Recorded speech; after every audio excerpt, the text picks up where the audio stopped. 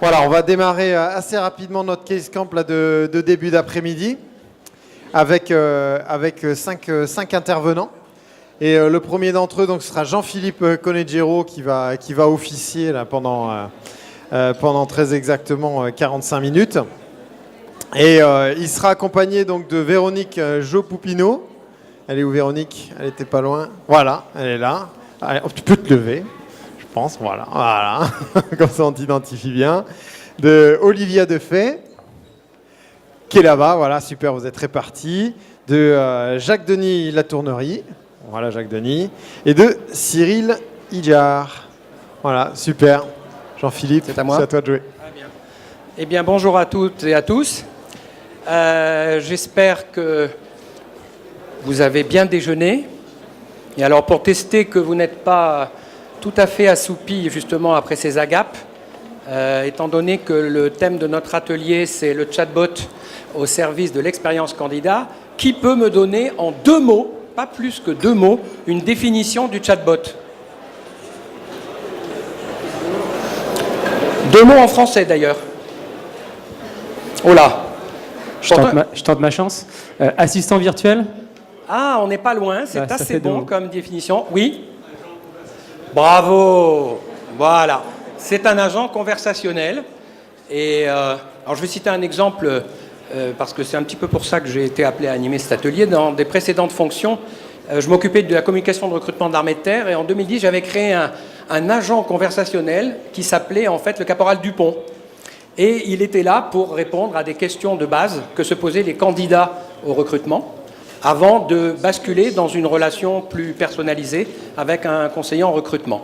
Voilà, le chatbot, c'est un agent conversationnel. Bot, c'est le logiciel. Chat, c'est le dialogue. Vous aurez rapidement fait le rapprochement. Alors ça s'est d'abord effectivement beaucoup développé dans les relations commerciales. Et puis c'est venu, bien évidemment, également dans la sphère RH. Et on est là dans quelque chose d'innovant, même si ça a déjà maintenant une certaine ancienneté. Et bien évidemment, c'est à replacer dans le cadre de l'amélioration de l'expérience candidat, parce qu'une innovation en soi, ça ne sert pas grand-chose, mais si ça peut améliorer cette relation, cette expérience candidat, c'est très bien.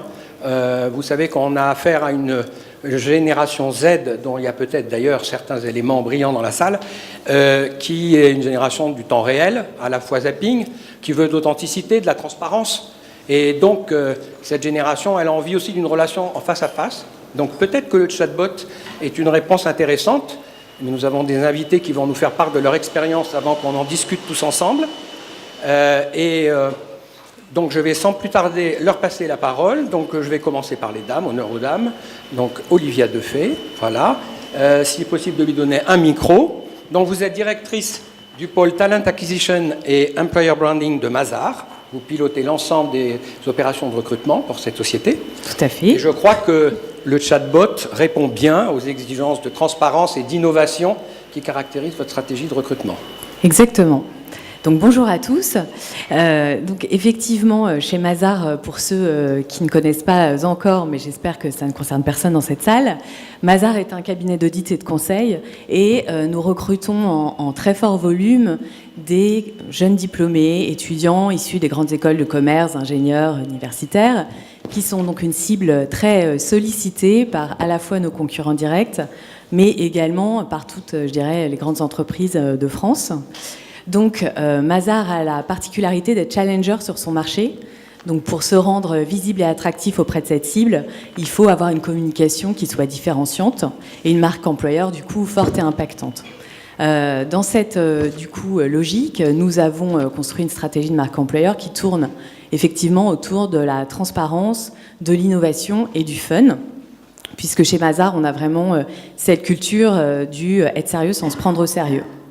Donc chaque année, en fait, on lance 2 grandes opérations de marque employeur et la dernière en date est donc Sam, notre chatbot.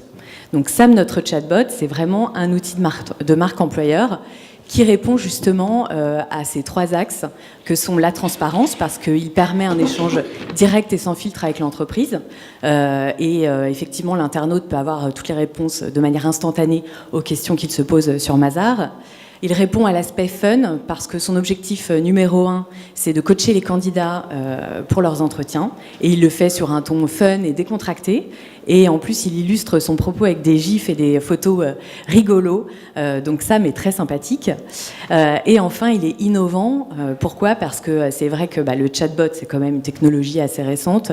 On en entend beaucoup parler, mais finalement, technologie assez peu utilisée en marque employeur. Donc en ça, on trouvait que c'était une bonne idée, que ça répondait bien à nos attentes. Sam, donc, a trois utilisations, enfin 3 axes principaux qui sont effectivement le coaching d'entretien, l'accès à nos offres d'emploi, évidemment, on n'est pas fou, et puis enfin la FAQ, donc la réponse à toutes les questions que les candidats peuvent se poser sur Mazars. Sam, il a la particularité d'être un robot, mais c'est un robot qui a de l'esprit, qui a de l'humour, qui a un côté finalement humain. Alors, on n'a pas voulu l'incarner par une personne, on l'a incarné par une chose, un ascenseur. C'est un peu atypique.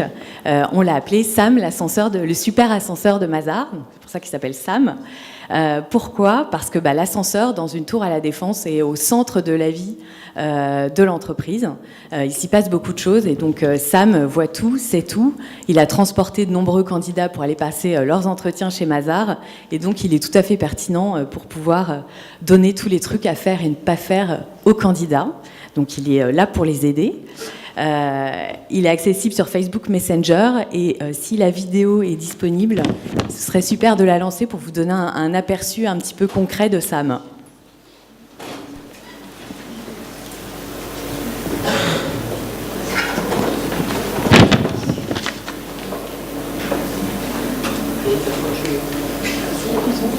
Ce sera sans son pour aujourd'hui.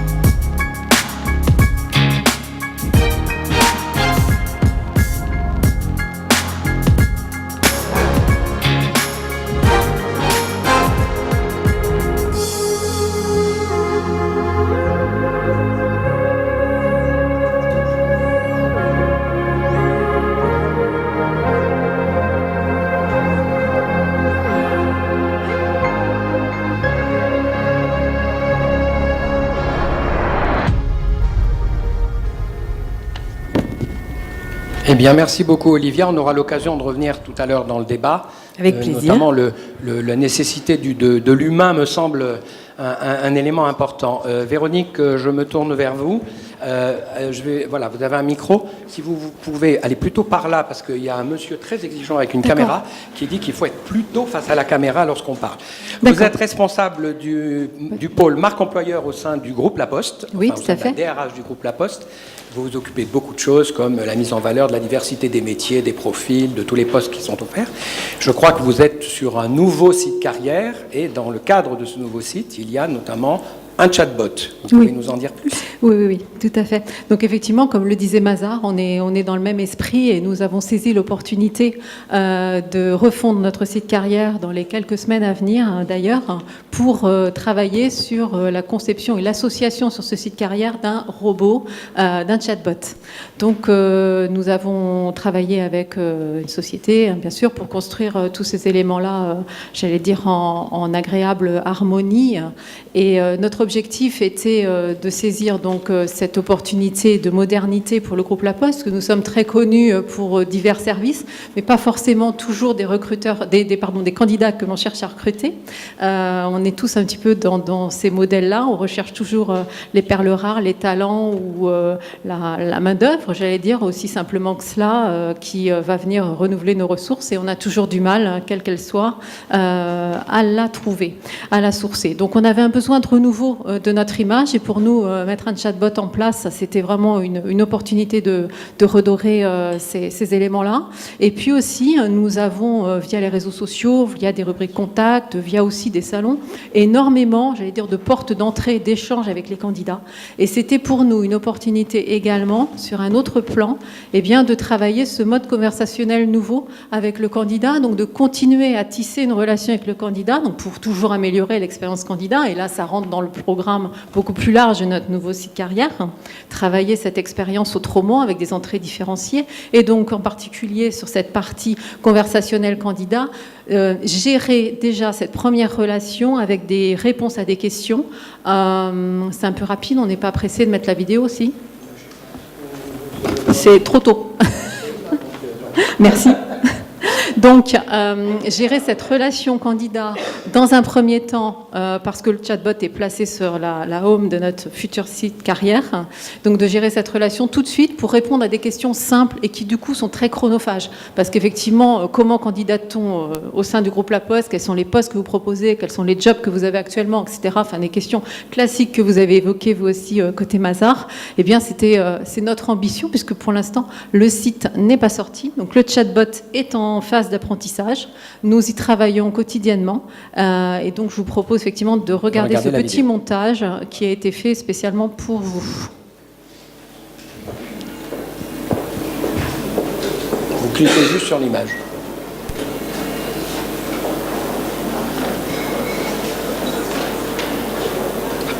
Donc vous voyez la connexion, le petit profil,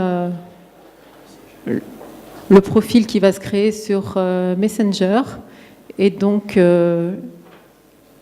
les premiers échanges candidats pour créer le profil. Donc un mode conversationnel classique de cette messagerie de Facebook.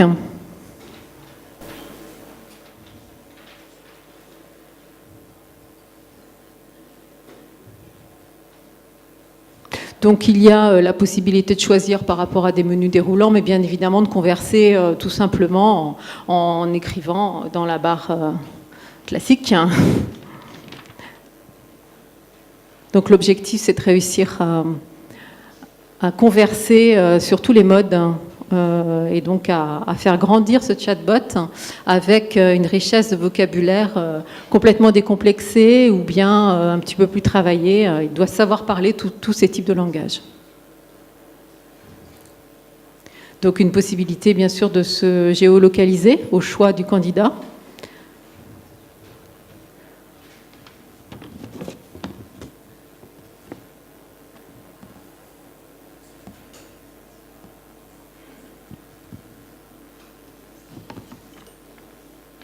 Et puis le choix des offres de postes possibles en fonction de la demande qui a été formulée.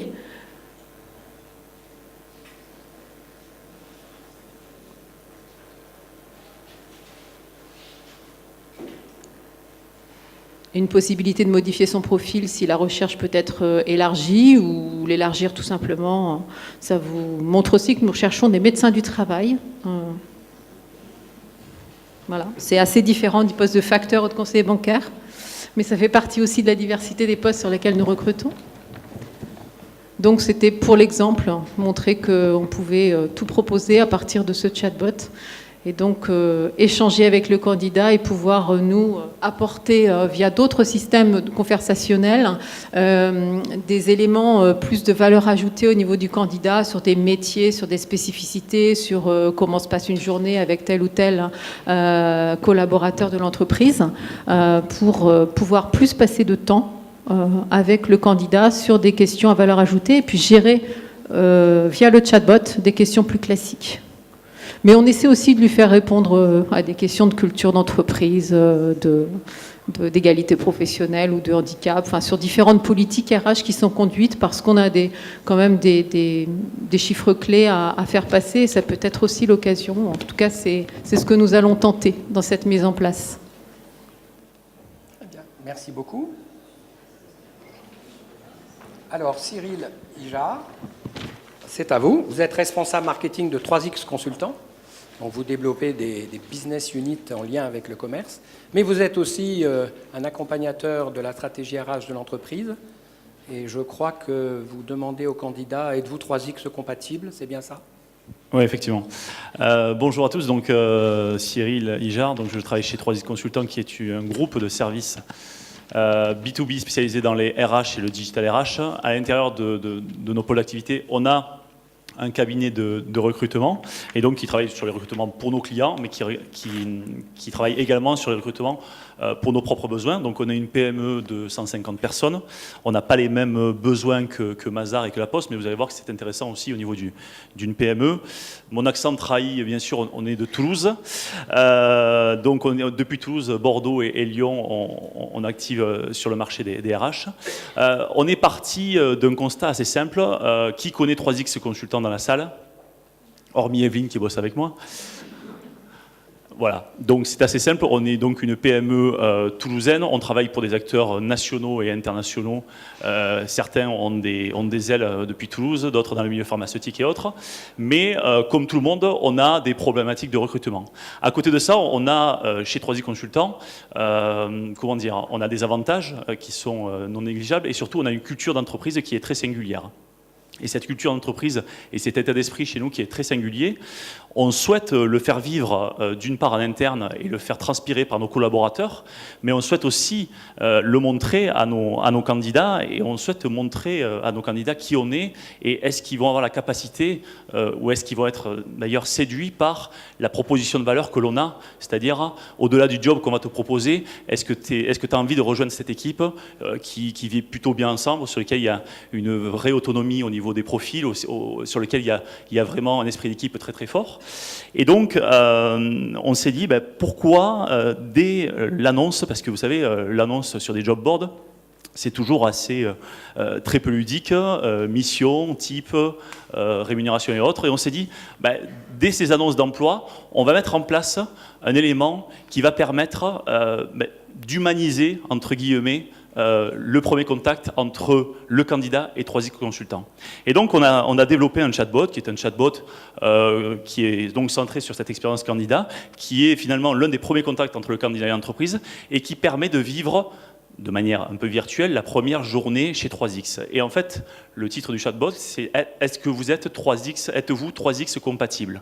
Et le but, en fait, c'est pour le candidat de voir et de simuler de manière assez ludique et très légère si il va s'adapter chez nous et si les premiers signaux qu'on lui donne sont plutôt de nature à le rassurer et à le motiver. Donc pour nous, ce n'est pas du tout un outil qui va nous permettre de faire une sélection, c'est plutôt un outil qu'on donne aux candidats, d'une part pour valoriser le fait que nous sommes plutôt des gens sympas et plutôt des gens contemporains. Et donc dans cette voie-là, le but c'est d'être entre guillemets le plus sexy possible vis-à-vis de tous nos candidats.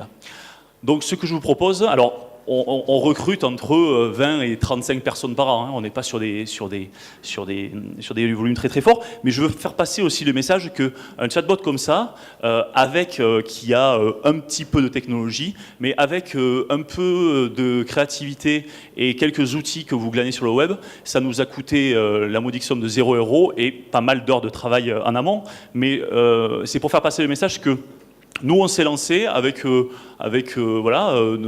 compétences et nos recruteurs. Et puis, on a développé ça. On a des retours très intéressants parce qu'on a des gens qui sont maintenant chez nous et qui ont connu notre boîte via ça. Et donc, voilà, c'est pour faire passer le message que vous pouvez vous lancer. On est en test and learn, on apprend tous les jours et on fait évoluer notre produit. Et voilà, donc on va vous montrer une petite vidéo. Donc, je ne vous ai pas fait toute l'expérience, mais finalement, dès le matin, on vous demande, il y a un certain nombre de questions avec des clés de réponse. Si vous avez une mauvaise réponse, vous sortez de l'expérience, mais vous pouvez y revenir dans un second temps. Et donc voilà. Et donc chaque fois, on donne finalement quelques traits de caractère de notre groupe et de l'état d'esprit qui y règne pour donner un peu de nous à ces candidats qui voudraient peut-être venir chez nous. Et donc, bien sûr, dans un esprit très ludique, j'ai oublié de le mentionner, mais chez nous, la moyenne d'âge, c'est à peu près 28 ans. On recrute beaucoup de profils assez jeunes, donc de la génération Z. Donc, on est totalement intégré dans leurs usages, parce que, bien sûr, ce bot est sur Messenger. Et donc, on s'intègre totalement dans leurs usages quotidiens et dans leur langage. Et pour nous, ça, c'est super important. Bien, merci beaucoup. Donc après 2 responsables marque employeur et un responsable marketing, un DRH, Jacques Denis est DRH de McDonald's France, en charge des RH restaurants. Alors vous le savez, c'est 40 000 recrutements par an, McDonald's. Et Oui.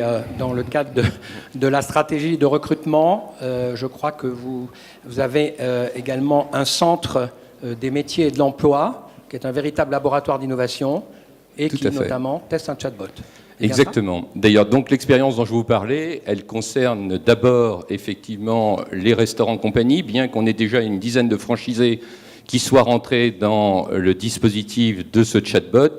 L'enjeu, nous, de départ, et la raison pour laquelle on s'est intéressé à cette technologie, c'est très clairement la volumétrie, puisqu'on va recruter approximativement 40 000 personnes par an, et c'est plus de 500 000 candidatures.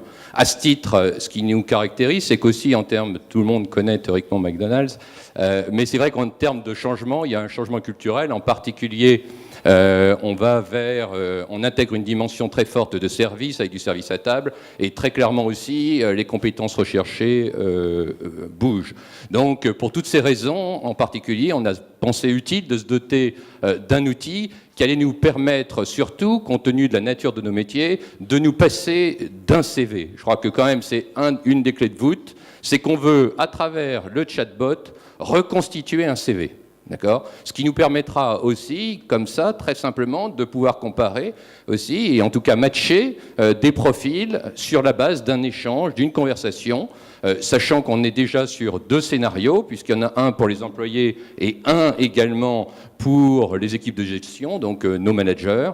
On a donc déjà 2 scénarios qui nous permettent effectivement de matcher. L'autre aspect, c'est aussi on candidate parfois, et c'était la clé d'entrée à un restaurant, mais on veut aussi intégrer, puisqu'on recrute évidemment beaucoup de personnes, mais en CDI, mais aussi à temps partiel. Ce qui veut dire qu'il y a une dimension, par exemple, dans nos restaurants qui n'est pas neutre, c'est qu'on n'a pas forcément besoin tous, au même moment, des mêmes profils. Donc l'outil doit également nous permettre de matcher. J'ai postulé à Passy, mais peut-être sur une tranche horaire, et on va voir effectivement si j'y réponds. Et peut-être, ça sera ça l'idée d'un scénario -3, c'est de pouvoir proposer un autre site qui répondrait mieux à l'aspiration du candidat. Donc voilà, peut-être, je ne sais pas en termes... Donc ce qui est assez intéressant, c'est vrai qu'on a plus de 6000 contacts par jour sur le chatbot. D'ores et déjà, on a vu une croissance extrêmement forte, puisque sur les 3 premiers mois, les contacts, c'est plus de 70% de croissance. Donc on voit effectivement qu'il y a une véritable appétence. Et pour nous aussi, un aspect, mais je ne l'ai pas dit, mais peut-être c'est important, c'est que ça répond aussi à une dimension générationnelle. Très clairement, c'est vrai que 36% à peu près de nos salariés ont autour de 22... Enfin, globalement, on va dire 36% sont étudiants à peu près. Donc c'est vrai que c'est une part importante et c'est parfaitement adapté aussi à la cible et au profil qu'on est amené à recruter. Voilà, je ne sais pas si j'en dis plus. Après, il y a des questions. Non, effectivement, voilà. on va pouvoir... alors je vais arrêter ça. Voilà. Bien, qui parmi vous, dans vos entreprises, a un chatbot dans son dispositif de recrutement ? Oui, je vois une main, 2 mains qui se lèvent. Oui, donc relativement peu, à ce que je constate. Donc, ce qui prouve bien que c'est encore quelque chose de relativement neuf. Moi, je retiens une chose, c'est qu'on a eu 4 profils d'entreprises très différentes. En fait, ce n'est pas forcément une question d'investissement. Donc, je suis assez content de voir qu'on a un concept qui peut être utilisé avec peu de frais par les PME, parce que souvent, les innovations en communication RH, il faut des gros budgets, il n'y a que les grosses boîtes qui peuvent se le payer, et là, en l'occurrence, ce n'est pas le cas. Donc, c'est vraiment un outil, je pense, très efficace. De ce qui a été dit par nos 4 intervenants, qu'est-ce que vous retiendriez ? Donnez-moi 3-4 mots-clés qui caractérisent le bon chatbot. Personne n'a écouté ? Alors, je sais que vous avez regardé les films, mais justement, à votre avis, alors ? Allez, lancez-vous. Voilà, Messenger ou pas Messenger, c'est vrai, première chose. Ensuite, vidéo, pas vidéo, exactement. On sait que l'image est très efficace, donc est-ce qu'il en faut, est-ce qu'il n'en faut pas ? Ensuite, j'ai cru entendre quelque chose par ici ? Non ? Non ? Voilà, pertinent et impertinent. J'ai noté effectivement Olivia qui parlait d'humour. Donc, comment est-ce qu'on dose ? Alors, peut-être l'un de vous 4 va pouvoir répondre à cette question. Finalement, quelle est où est le bon curseur entre le côté un peu ludique, décomplexé, et puis le véritable outil quand même qui, comme l'explique Jacques Denis, va permettre de reconstituer le CV. D'accord ? Voilà, donc qui veut bien prendre la parole ? Peut-être quelqu'un dans la salle aussi d'ailleurs. Hein. Oui, Olivia ? Alors jusqu'où on va, j'ai envie de dire que nous, chez Mazars, comme ça fait vraiment partie de notre culture d'entreprise, ce côté fun, et c'est vrai qu'on s'attelle vraiment à chaque opération de marque employeur à communiquer et essayer de transmettre cette culture d'entreprise. On s'est posé les limites naturellement. Voilà. Après, on aime bien se challenger un peu sur justement jusqu'où on peut aller et jusqu'où on peut se montrer tel qu'on est. Mais c'est vrai que voilà, Sam, il a ce côté humour décalé et fun, mais qui finalement n'est pas si différent des opérations qu'on avait menées avant sur le ton. Donc pour nous, c'était assez évident et assez simple, je dirais. Oui, une autre... non. Moi, j'avais une question. Alors, c'est peut-être pas les candidats de Mazars, mais est-ce que le chatbot, il est capable de décrypter le t'as quoi comme taf, par exemple ?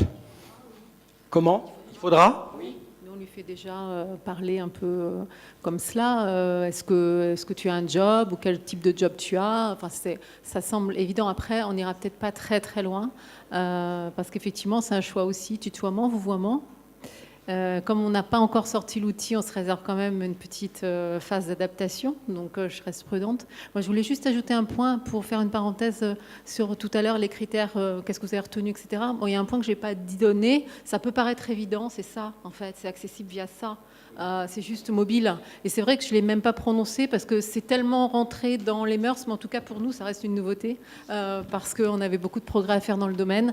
Et c'était évident qu'il fallait qu'on arrive à cela et que pour tous les candidats, c'est important de pouvoir se connecter via mobile. Et donc Messenger fait partie de leur vie aujourd'hui et ça semblait aussi une évidence d'adopter cela. Et donc on verra comment on fait, parce que la question n'a pas été posée, mais ça a été soulevé, comment on fait pour les candidats qui ne sont pas sur Facebook. Il y en a certainement, toute la population n'y est pas, mais pour autant, on lui répondra par ailleurs. Voilà.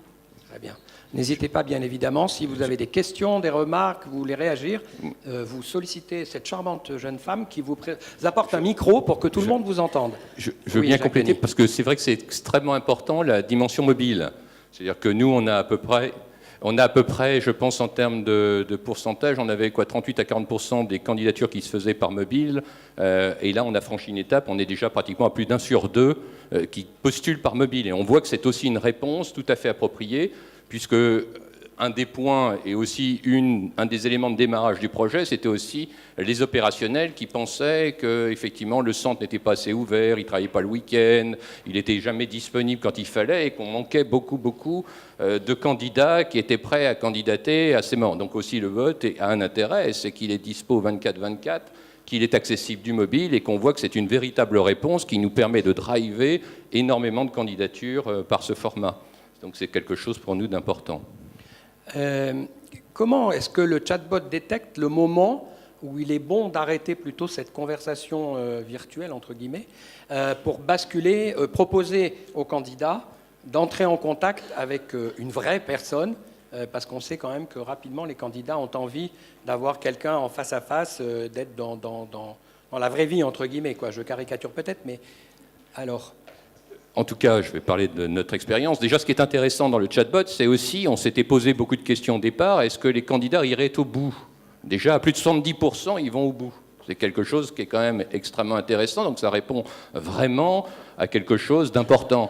Évidemment, et derrière cette conversation, derrière nous, on fait un matching. Il est évident que, par conséquent, l'objet, c'est simplement de permettre aux équipes qui recrutent de pouvoir prioriser finalement leurs appels. C'est donc un outil et une aide, entre autres, à l'équipe de recrutement, puisque ça leur permet comme ça d'appeler par priorité effectivement les candidats qui ont les meilleurs niveaux de performance. D'accord. Cyril, même constat ? Disons que nous, on n'a pas d'intelligence artificielle qui nous permet d'arrêter, en tout cas d'avoir des scénarios de conversation. Donc ce qu'on s'est dit, c'est que finalement, il faut qu'on s'intègre dans... un chatbot, c'est quoi ? C'est une conversation entre finalement une interface et une personne. Donc il faut qu'on arrive à reproduire la conversation entre deux personnes. Et la conversation en texting entre deux personnes, ça ne dure jamais beaucoup de temps. Donc en fait, pour nous, il fallait que l'expérience soit ludique et il fallait qu'elle soit courte. Donc pour nous, c'était ça le driver, c'était de se dire, il faut que ce soit ludique très très bien, mais il faut que ce soit court et que, comme vous disiez tout à l'heure, rapidement, il faut qu'on bascule derrière sur un contact avec le recruteur pour continuer dans l'expérience candidat et pour avoir voilà, ensuite un contact peut-être physique sur du sourcing ou autre. D'accord. Alors, je suis une PME, on est un tout petit effectif et on veut se doter d'un chatbot. Alors, vous, Cyril, tout à l'heure, vous avez dit 0 € mais des heures et des heures de travail. Effectivement, vous avez évoqué l'intelligence artificielle. On peut imaginer que ce robot s'auto-apprend, mais je pense que derrière, il faut un moteur qui coûte cher. Donc, en fait, concrètement, vous avez parlé aussi, je crois, on est en train d'apprendre, on le nourrit, voilà.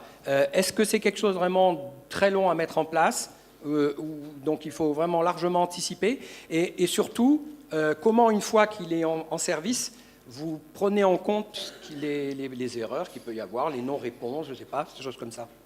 Alors, nous, on travaille avec une société qui s'appelle KickMyBot. Même si on n'a pas de promotion à faire, moi, je le dirais, parce que du coup, on est sur un prix qui est quand même pas exorbitant au prix des éditeurs, hein.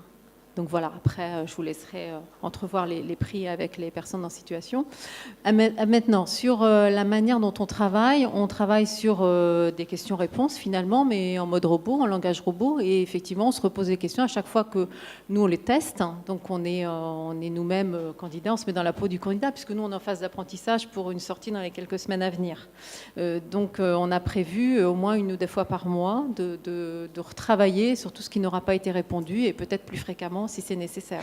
Je ne sais pas si ça répond à votre question. Tout à fait. Olivia, peut-être?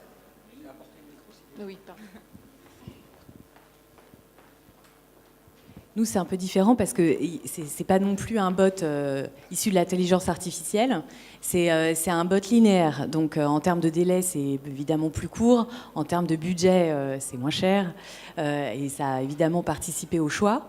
En fait, nous, du coup, c'est vrai que la participation des équipes et de l'agence a été très forte, puisqu'il a fallu définir l'arborescence du bot, définir les questions à poser et tout un panel le plus large possible de réponses qu'il pourrait y avoir pour faire en sorte que le bot, quand il converse, soit le plus pertinent possible et puisse répondre à toutes les questions qui se posent ou apporter un commentaire un peu juste par rapport à effectivement la conversation qu'il va avoir avec l'internaute. Donc ça a nécessité beaucoup de suivi les premières semaines, puisqu'on a évidemment regardé toutes les conversations avec l'agence, parce que c'est évidemment l'agence qui gérait tout le back-office.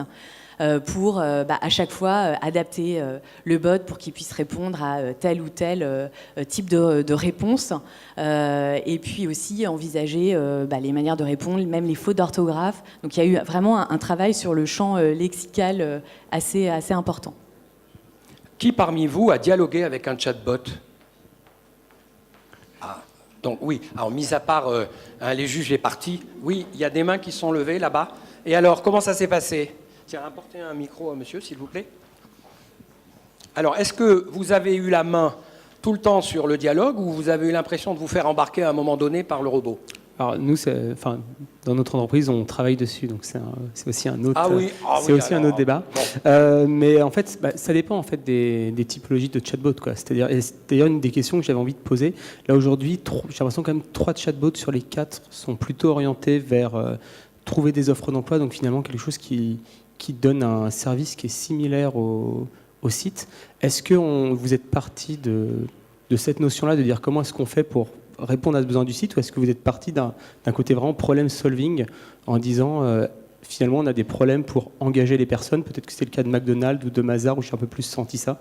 Donc en fait, mais juste, je vais vous rendre la parole, donc juste pour finir dessus, je dirais qu'il y a différents types de chatbots. Pour moi, ceux qui sont sur un besoin qui est vraiment court dans le temps, et là on va être sur quelque chose qui peut être un peu plus élaboré. Et après il y en a beaucoup comme Fraîcheur pour les médias ou d'autres types de chatbots où c'est beaucoup plus de l'information qui finalement est poussée, il n'y a pas d'intelligence et je subis un peu plus ce qu'on m'envoie, quoi. D'accord, merci. Alors, la réponse peut-être à la question posée. Oui. Je me présente, je suis Stéphane Boussely, je suis le fondateur donc, de UniQI, qui est la plateforme utilisée par McDonald's. Très bien. Ça va faire le lien, merci pour la remarque avec la question précédente sur le prix. C'est comme pour tout. Vous voulez acheter une Ferrari, vous voulez acheter une bicyclette. Donc la question du prix, elle est très délicate. Parce que c'est donc qu'est-ce qu'on achète, quel niveau de complexité de conversation, sur quel type de plateforme a lieu cette conversation. Messenger, finalement, facilite la création de dialogue. Est-ce que vos candidats se trouvent tous sur Messenger versus le site carrière, qui nécessite donc d'être web compatible, y compris sur tout un tas de types de devices. Et donc notamment sur l'objectif, est-ce que l'objectif c'est plus du marketing RH pour se différencier et avoir une autre approche, où finalement la conversation va être assez simple parce qu'un peu différenciante, de simplement venez postuler chez nous, ou est-ce que finalement, comme dans le cas de McDonald's, où il y a une énorme quantité de volume de données, où finalement l'enjeu c'est un gain de productivité au service des équipes de recruteurs, et où finalement il y a tout un travail de profiling à travers la conversation qui nécessite également d'être très profondément connecté au système RH interne de l'entreprise, que ce soit l'ATS, là où on va retrouver les données candidats, ou également dans le cas de McDonald's aussi le système de workforce planning où on sait quels sont les besoins restaurant par restaurant qui changent tout le temps et on va justement avoir une solution de staffing dynamique. Donc voilà, tous ces éléments font qu'on peut choisir tel ou tel type de solution, il en existe plusieurs et ça répond aux deux questions. D'accord, oui. Donc en fait on n'est pas que dans l'expérience candidat, on est aussi dans l'expérience employeur, quelque part, puisque c'est un rapport gagnant-gagnant. Par rapport à ce que vous disiez tout à l'heure, à la fois utile pour le candidat, à la fois utile pour l'employeur. Oui, Olivia.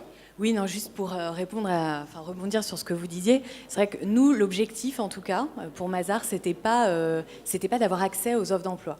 L'objectif premier, c'est une opération de marque employeur, donc c'est vraiment de créer du buzz et de la visibilité sur la marque. Donc Sam, son objectif numéro 1, c'est sa fonctionnalité première, c'est de coacher pour les entretiens. Ensuite, évidemment, on a accès aux offres d'emploi, on peut poser des questions sur Mazars, on a accès aux opérations qui sont sur les réseaux sociaux, etc. Parce que pourquoi se priver, évidemment, mais ce n'était pas l'objectif premier en tout cas.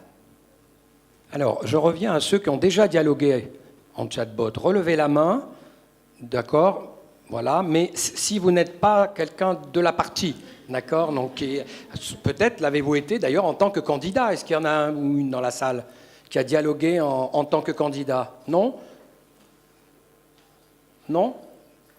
Bon, alors, parmi ceux qui sont déjà un peu dans la partie, tiens, au fond, il avait levé la main à côté de Guillaume. Vous avez levé la main, vous avez dialogué déjà avec Chatbot. Alors, votre retour?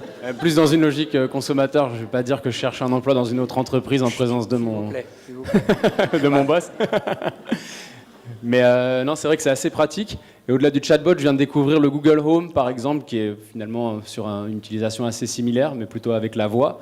Et c'est vrai que c'est assez phénoménal la façon dont il répond à des questions auxquelles on penserait qu'il ne répondrait pas, quoi. Donc j'ai pas vraiment de retour d'expérience, en fait. Non, mais l'évoquer la voix, c'est important parce que c'est finalement la dimension humaine dans cette affaire. On a parlé d'intelligence artificielle, on a parlé du côté fun, etc. Donc finalement, est-ce que vous avez le sentiment, puisque vous en êtes doté avec l'expérience que vous avez, qu'il n'y a pas de perte par rapport à la relation humaine, ou est-ce que dans votre esprit, c'est vraiment une première phase déconnectée de la relation face à face qui va ouvrir cette relation humaine? Oui, Cyril, vous voulez réagir? Le micro. La question est super pertinente parce qu'en fait, on se rend compte dans le recrutement qu'on a deux phases. Une première phase de sourcing qui s'est extrêmement digitalisée ces dernières années et la phase de choix, finalement, on se retrouve bien souvent en face à face avec un candidat, en visio ou autre, mais il reste toujours de l'humain et quand on doit faire un choix, on a eu une expérience en face à face avec un candidat, on se tape dans la main, on se dit on va travailler ensemble. Donc nous, la conviction qu'on a chez 3X, c'est que la deuxième phase, il y aura toujours de l'humain. Et pour nous, l'humain est ultra important.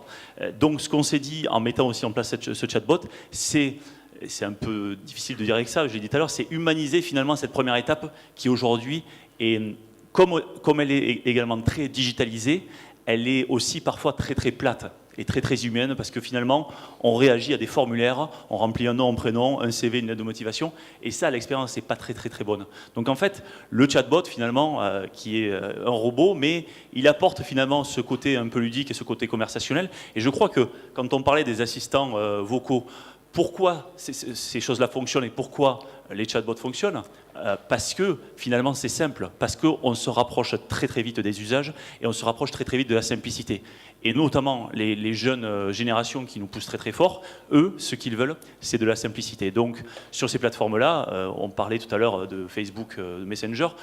Sur Facebook Messenger, il y a quasiment 2 milliards de personnes. Sur le site de 3X, il y en a beaucoup moins.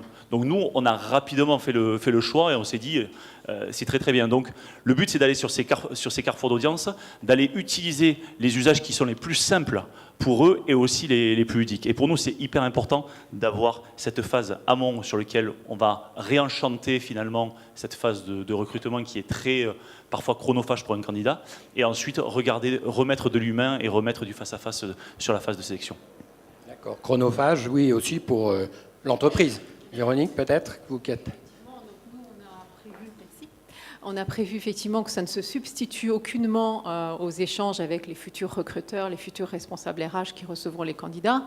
Évidemment, c'est une manière de plus de répondre aux candidats. C'est effectivement du plus qui est proposé dès la home de notre site, qui sera proposé dès la home de notre site et qui effectivement n'est pas obligatoire. Et le candidat qui a envie de naviguer pour découvrir qui nous sommes, nos univers, nos filières et nos jobs n'est pas forcément attiré par le robot. Donc ça va s'adresser à un certain public qui aura envie d'aller voir, et puis un autre qui passera à côté. De toute façon, nous, ce qui nous importait, c'est de pouvoir faire baisser cette relation candidat de premier niveau qui n'avait pas de valeur ajoutée forcément, et qui était des réponses plutôt convenues, et que nous réalisons déjà sur une autre plateforme conversationnelle que je ne nommerai pas, c'est un autre prestataire qui n'est pas forcément dans la salle.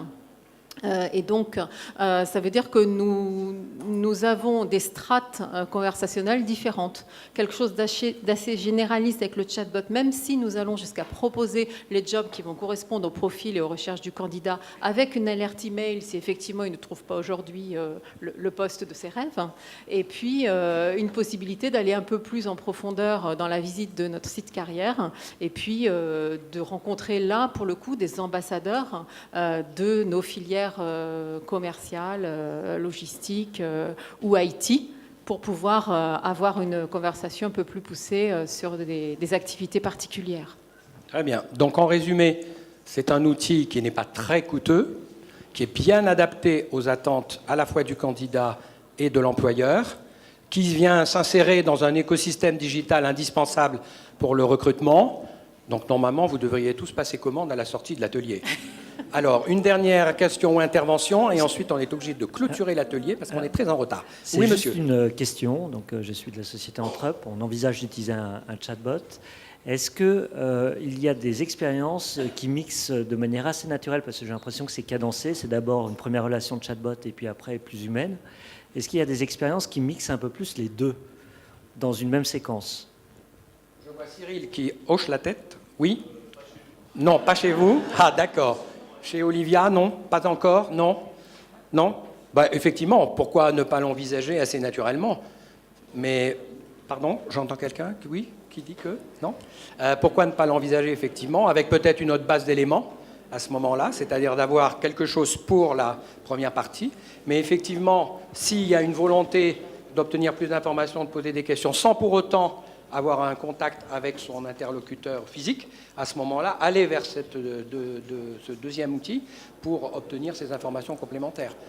Je pense que ça doit être réalisable, ça a sans doute un coût, effectivement, mais pourquoi pas? Eh bien, les chatbots sont arrivés, sont développés notamment en France, mais via le e-commerce. Et aujourd'hui, pour le e-commerce, il y a une vraie valeur. Pourquoi? Parce que dans les services clients, pour pouvoir traiter la demande beaucoup plus rapidement, les bots permettent de pouvoir accéder à l'ERP, au CRM et à un certain nombre d'informations qui permettent à l'opérateur du service client de pouvoir rechercher et de pouvoir donner l'information à son client de manière beaucoup plus rapide. Mais effectivement, c'est mon voisin qui m'a mis la puce à l'oreille en disant qu'il y avait des enjeux de volume. Je ne suis pas sûr encore que dans la RH, il y ait des enjeux de volume. On sait que dans le e-commerce, quand vous avez des centaines de milliers de clients et des millions de références avec des historiques, là, il y a une vraie valeur pour l'opérateur, qui est l'opérateur de service client, qui lui va, via le chatbot, avoir un certain nombre d'informations. Le chatbot va pouvoir répondre directement à l'utilisateur sur un certain nombre de choses, mais aussi aider l'opérateur, parce qu'il faut savoir que les chatbots, on les voit dans une version qu'on va appeler B2C, mais qu'ils ont une véritable valeur sur un versant beaucoup plus B2B, où ils sont des assistants, ce qu'on appelle des assistants professionnels. Et ils sont là pour aider les professionnels à pouvoir répondre mieux et pour répondre plus vite à leurs clients. Je suis le gardien du temps et je suis désolé, je suis obligé de vous couper. On a démarré avec un peu de retard. Merci à tous, c'était extrêmement enrichissant.